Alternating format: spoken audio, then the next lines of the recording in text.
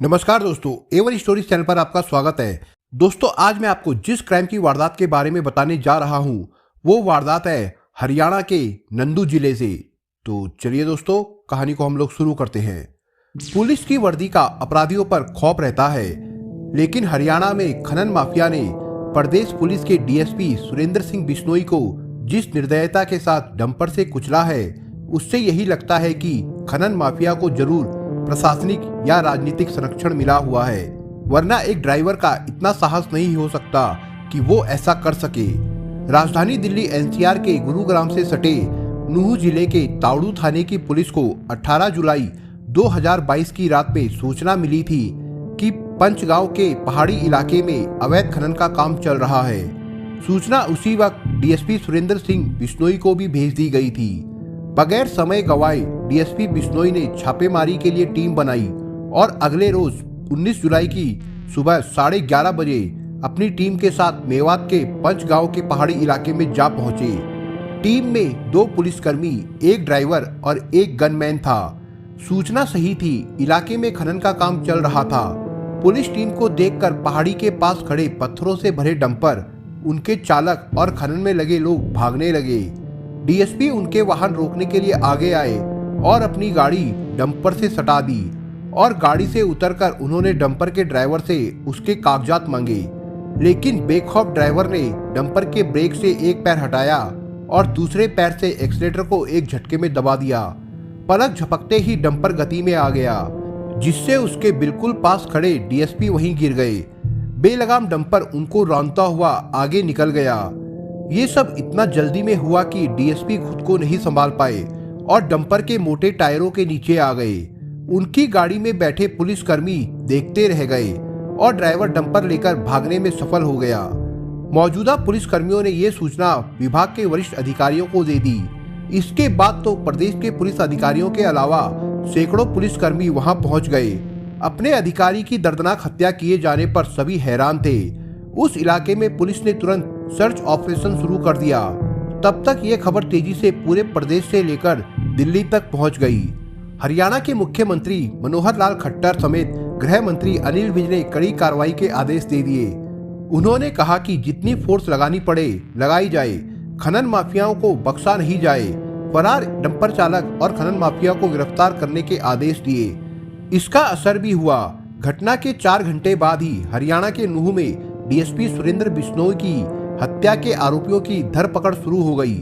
घटना स्थल से कुछ दूरी पर ही आरोपियों संग पुलिस की मुठभेड़ भी हुई। इसमें एक आरोपी को गोली लगी और उसे पकड़ लिया गया। पकड़ा गया व्यक्ति डंपर का क्लीनर था, जिसने अपना नाम इकरार बताया। टायरों के नीचे आने से डीएसपी की मौके पर ही मौत हो गई थी। इस घटना की सूचना मिलते ही एसपी वरुण सिंगला मौके पर पहुंचे। उन्होंने डीएसपी को अस्पताल पहुंचाया, लेकिन तब तक बहुत देर हो चुकी थी। दरअसल डीएसपी बिश्नोई ने ये छापेमारी तावड़ू क्षेत्र में अरावली की पहाड़ियों में बड़े स्तर पर अवैध खनन को रोकने के लिए बनाई गई योजना के तहत की थी।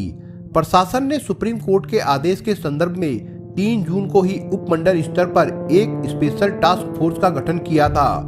इसमें कई विभागों के अधिकारी शामिल किए गए थे। इसकी कमान डीएसपी सुरेंद्र सिंह बिश्नोई को दी गई थी। एसडीएम तावड़ू सुरेंद्र पाल के अनुसार टास्क फोर्स गठित कर अरावली के प्रतिबंधित क्षेत्र में अवैध खनन पर लगाम लगाने की कार्रवाई प्रशासन कर रहा था। टास्क फोर्स को सप्ताह में 2 बार अरावली क्षेत्र से लगे गांवों का दौरा कर स्थिति का जायजा लेना था। डीएसपी सुरेंद्र सिंह बिश्नोई हिसार जिले के आदमपुर विधानसभा क्षेत्र में सारंगपुर गांव के रहने वाले थे। वो 12 अप्रैल 1994 को हरियाणा पुलिस में एसआई के पद पर भर्ती हुए थे। हालांकि पहले वो पशुपालन विभाग में क्लस्टर सुपरवाइजर के रूप में भर्ती हुए थे। ये पद वीएलडी के बराबर होता है। बाद में वर्ष 1993 में उन्होंने हरियाणा पुलिस में एसआई पद के लिए आवेदन किया। शारीरिक और लिखित परीक्षा पास करने के बाद उनका चयन हो गया। लंबे समय तक वो कुरुक्षेत्र तथा यमुनानगर में तैनात रहे। सुरेंद्र बिश्नोई ने कुरुक्षेत्र में अपना मकान बनाया हुआ है और करीब 10 साल पहले 2012 में उनकी डीएसपी के पद पर पदोन्नति हुई थी। 3 महीने बाद ही पुलिस से 31 अक्टूबर 2022 रिटायर होने की तारीख थी। परिवार में पत्नी कौशल्या के अलावा उनके 2 बच्चे हैं, एक बेटा और एक बेटी। वो 8 भाई है, जिनमें 2 भाई जीवित नहीं है। इसी साल फरवरी में उनकी मां मन्नी देवी और मार्च में उनके पिता उग्रसेन बिश्नोई की मौत हो गई थी।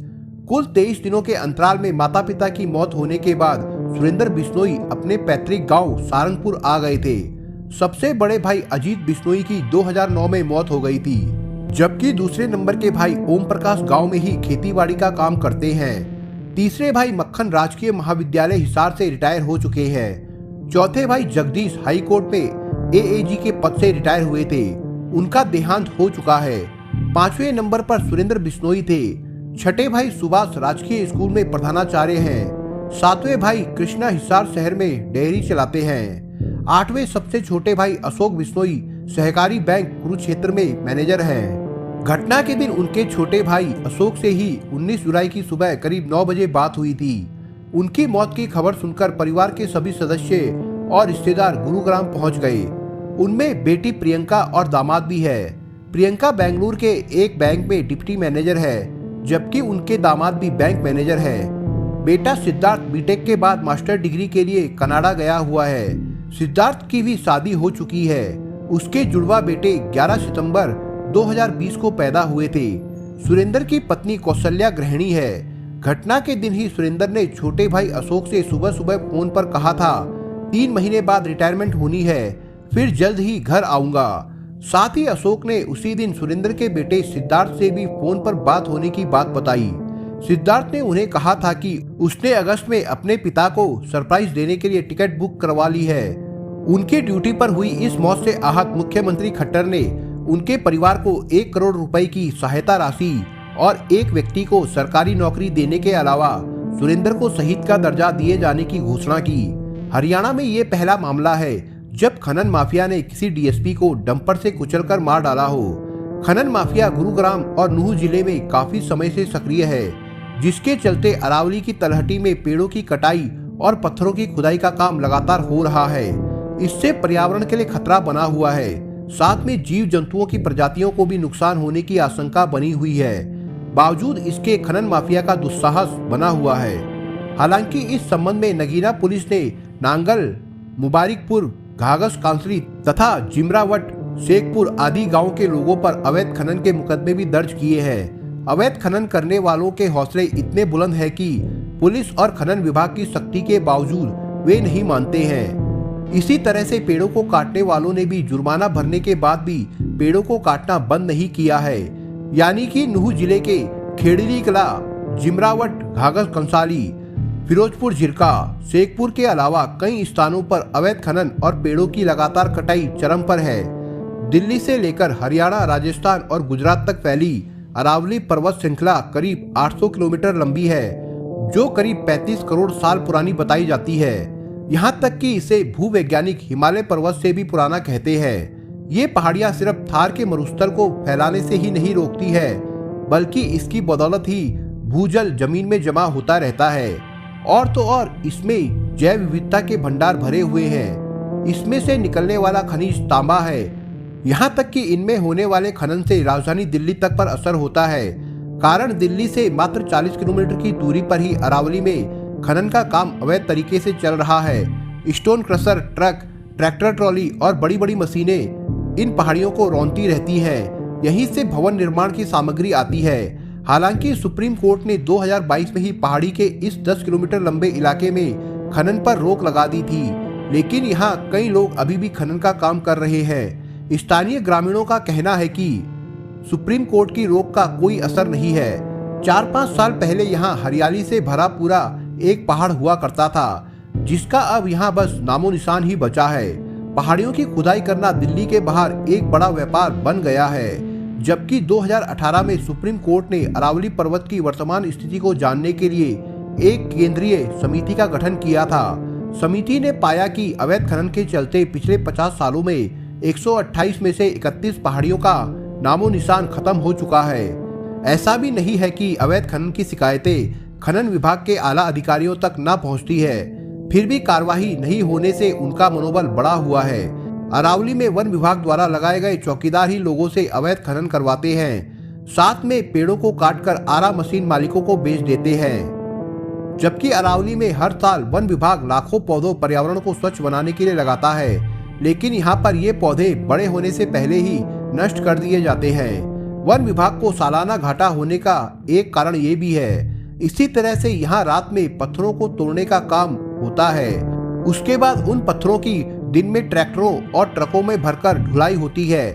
उन्हें गांव में ही छिपाकर रखा जाता है, फिर वहां से जरूरतमंद लोगों और ब्रीडर को बेच दिया जाता है।